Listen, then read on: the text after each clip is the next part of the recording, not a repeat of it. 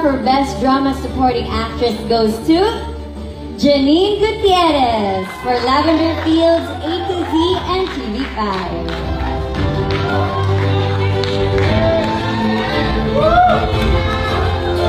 Presenting the trophy from BMPC, Chairman Roldan Cortez.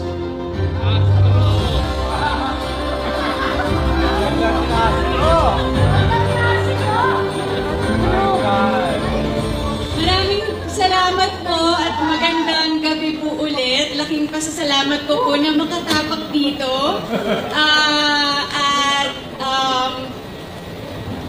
Sobrang laking karangalan po ito para sa akin.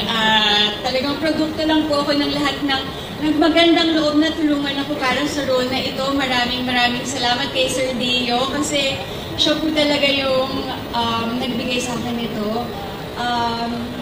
Thank you of course sa Dreamscape na talagang nagtiyaga at tinutukan ako kung paano ba ito tamang gampanan.